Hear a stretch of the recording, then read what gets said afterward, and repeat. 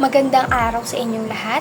Ako nga pala si Kizea Ruth Espinosa na nagmula sa BEd 3B.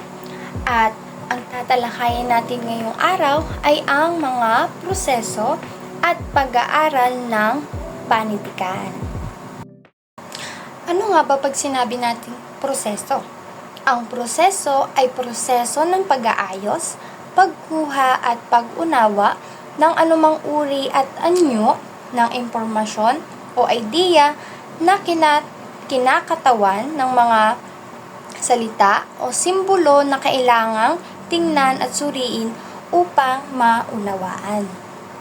At dito nga sa ating tatalakayin na ang mga proseso at pag-aaral ng panitikan ay meron tayong 8 proseso. Ito ay una, paglalarawan, pangalawa, pagtatangi, pangatlo, pag-uugnay, pang-apat, interpretasyon or pagsusuri, 5, paglalahat, pang-anim, pagpapahalaga, pang-7, pagtataya at pang-8 ay ang paglikha. Muli, ako nga po pala ulit si Kizea Ruth Espinosa. Ayan, at ang una nating tatalakayin ay ang proseso ng paglalarawan. Ang paglalarawan ay magagawa ng mag-aaral na maipahayag sa sariling pangungusap, pasalita o pasulat man ang tungkol sa kanilang pagbasa. Ibig sabihin, nakakaya ng mga mag-aaral na maipahayag o mailarawan nila yung kanilang nabasa. Halimbawa na lamang ay ang nagbigay si teacher ng isang kwento. At ang kwento ay tungkol sa ang pagong at ang kuneho. Marahil ang lahat naman ay alam naman natin kung ano ang kwento ng pagong at ang kuneho. At ipinalarawan or tinanong ng teacher kung kaya bang mailarawan ng mga estudyante ang mga tauhan dito. Una ay ang kuneho. Nilarawan ng mga estudyante na ang kuneho ay mabilis at ang pagong naman ay mabagal. Yan ang isang halimbawa ng paglalarawan. Ang pangalawang proseso naman ay ang pagtatangi. Sa pagtatangi, napag-uuri ng mga mag-aaral ang mga seksyong binasa. Ang halimbawa na lamang nito ay ang pagkilala sa genre at pag-alam sa may akda. Inaalam nila kung sino ba ang may akda ng literaturang kanilang binasa at pagtukoy sa kaisipan o tema ng binasang akda. Inaalam nila kung ano ba yung hatid or ano yung naging tema ng kanilang binasa. At ang pangatlo namang proseso sa pag-aaral ng panitikan ay ang pag-uugnay. Sa pag-uugnay, nagagawa ng mga mag-aaral na maiugnay ang mga sangkap na ginamit sa isang akda. Halimbawa, bakit may bilang ang mga talatang bumubuo sa kwentong Uhaw ang Tigang na Lupa ni Liwayway Arceo? Pangalawang halimbawa, bakit palaging sinasambit ang salitang mabuti sa kwento ni Mabuti ni Genoveva Edroza Matute? Sa prosesong ito, napapaisip ang mga mag-aaral kung bakit palaging inuulit yung isang salita sa kwentong kanilang binasa. At ang pang-apat naman ay ang interpretasyon o pagsusuri. Sa prosesong ito, puspusang ipinaliliwanag at pinangangatwiran ng mga mag-aaral ang temang nais ibahagi ng may akda sa kanyang mga mangbabasa. Halimbawa, ano ang ibig sabihin ng pamagat ng dulang Moses, Moses ni Rogelio Sicat at Walang Panginoon ni Deogracias A. Rosario? Sa pagsusuri at ng pamagat na ginamit ng isang akda ay makakatulong sa pagtukoy sa tema ng mga mag-aaral. Magagawa ito sa pamamagitan ng pagsusuri sa dialogo ng mga tauhan, sa pagpapaliwanag sa mga simbolo at maging sa pagsapo sa tunggalian. Sa ikalimang proseso naman, ito ay ang paglalahat. Sa paglalahat, magagawang mailapat ng mga mag-aaral ang kanyang natutunan buhat sa akda sa pagbabasa pa ng iba pang akda. Katulad rin ito ng paglalapat ng mga kasanayang natutunan sa panitikang Pilipino sa pag-aaral ng panitikang English. Kung ang mga mag-aaral ay nagbasa ng mga panitikang Pilipino, maaari silang maglapat or maaari nila itong ilapat sa mga panitikang English na kanilang ibinasa. Kung ano nga ba yung mga koneksyon sa dalawang panitikan. Halimbawa, ito ay maaaring maging tula, dula, maikling kwento, sanaysay o nobela. Ang ika-6 naman na proseso ay ang pagpapahalaga.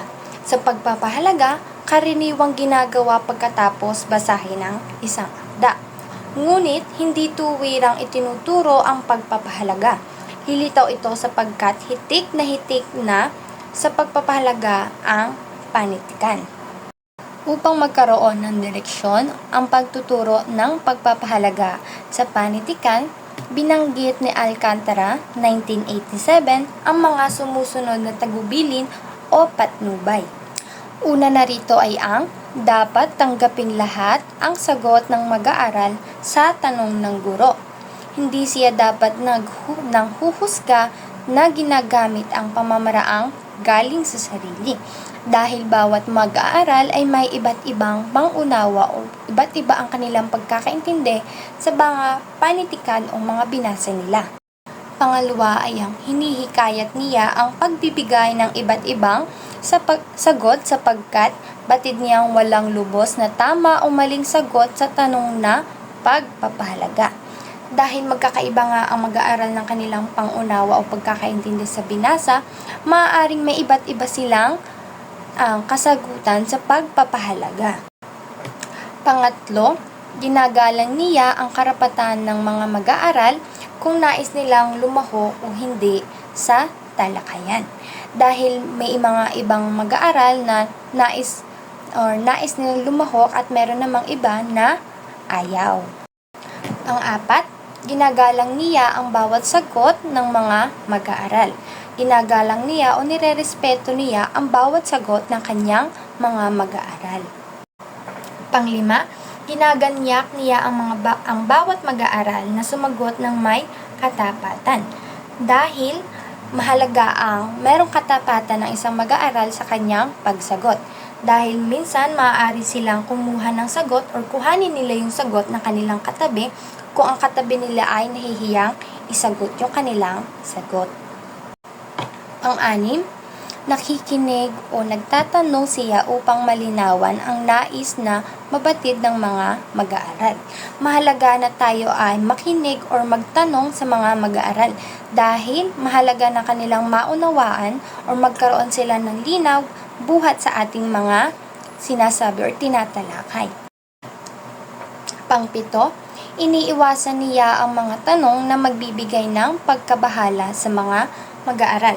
Mahalaga na ang ating mga tanong ay sakto or dapat align siya sa ating mga tinatalakay. Dahil kung magbibigay tayo ng mga tanong na malayo sa ating tinatalakay ay magkakaroon ng hindi pagkakaunawaan o mababahala ang mga mag-aaral. Pang-8, nagtatanong siya ng may pagmamalasakit sa kalooban ng mag-aaral. Mahalaga na tayo ay nagtatanong sa mga mag-aaral ng may malasakit. Ayan, at yun yung mga tagubilin or mga patnubay sa pagpapahalaga. Ngayon naman ay dumako tayo sa ating pang-7 proseso. Ito ay ang pagtataya.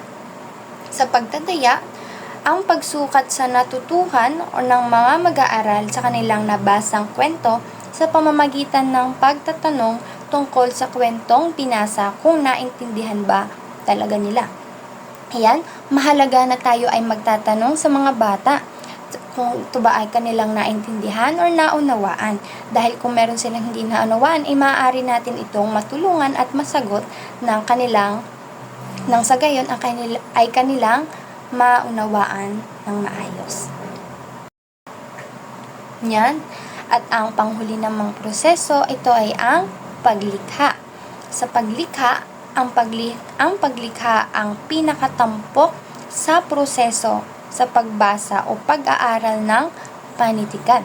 Dahil mahalaga dito ang masagisag na pamamatnubay ng guro upang makalikha ang mga mag-aaral ng sariling kwento, sanaysay, tula or dula. Yan, dito sa paglikha, mahalaga na kanilang maunawaan yung kanilang binasa at maaaring sila ay bumuo ng sarili nilang kwento, sanaysay, tula or dula. Ayan, batid kong naunawaan ninyo ang aking mga pinaliwanag tungkol sa proseso or pag-aaral ng panitikan at meron naman akong inihandang mga ilang katanungan na nais kong itong inyong sagutan sa isang kapat na papel. Ayan, bibigyan ko lamang kayo ng 4 na minuto upang sagutan ng aking mga katanungan. At nais kong itago ninyo ang inyong mga papel sapagkat kukuhanin ko iyan para tsikan sa Sabado.